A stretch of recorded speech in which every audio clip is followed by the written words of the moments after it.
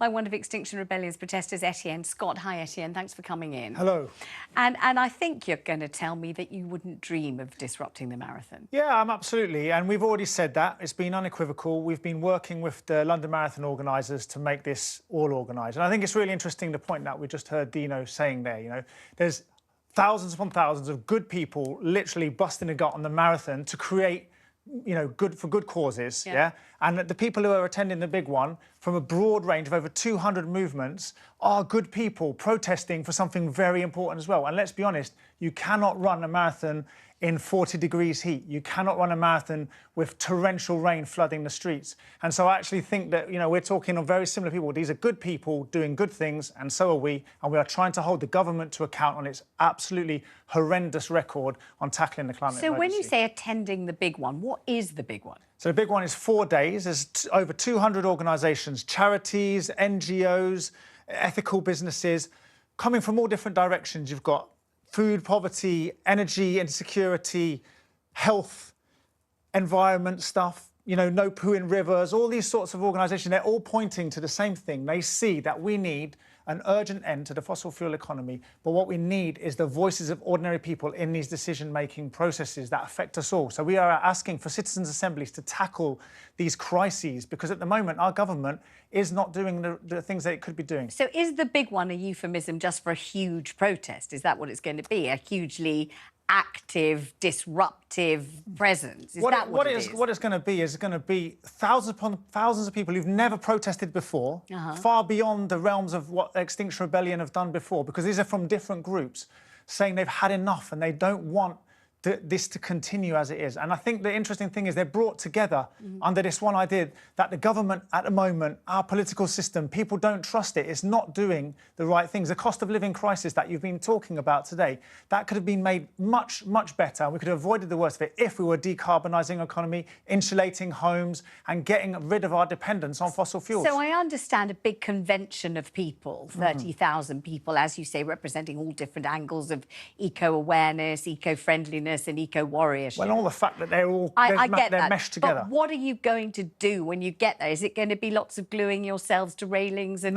sitting down in the middle of Oxford No, we've Street? already said this. We've already been completely clear. The big one is about attendance. We're wanting weight of numbers. We're calling people, we're making it accessible. All those people who've always said, oh, we agree with your cause, but not your methods, we're inviting them to come down. Everyone is coming down. There's so many different groups from such a cross-section. And we're not doing that. We're relying on sheer weight of numbers so that the government understands that there's something like 80% of the British public are seriously concerned about the climate emergency.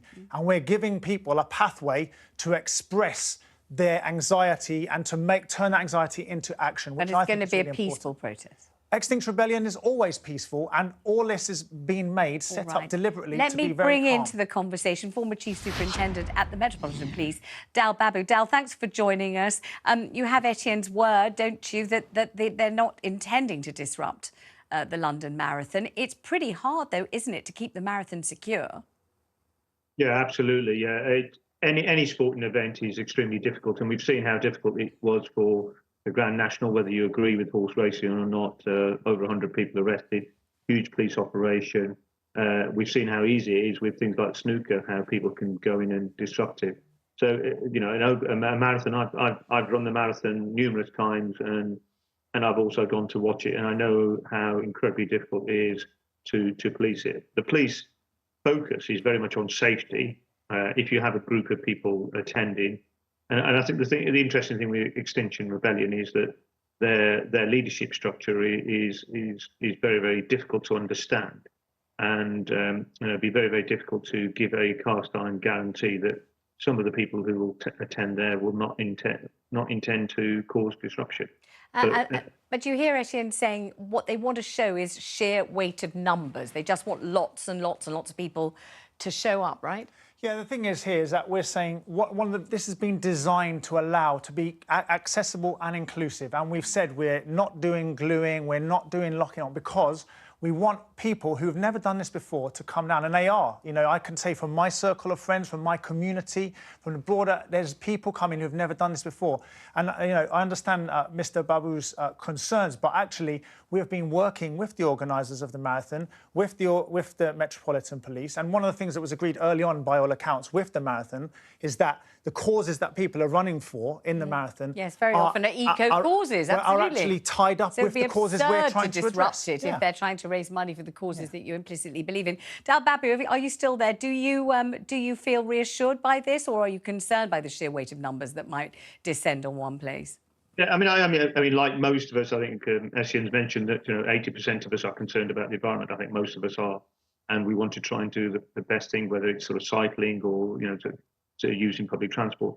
But what we've had in the past, and sort of past behaviour is a good indication of what's going to happen in the future, is that we had Extinction Rebellion stopping tube travel, stopping bus travel, and impacting some of the poorest people in our society. So I have to end it there. I'm sorry. Thank you very much to both of you for joining.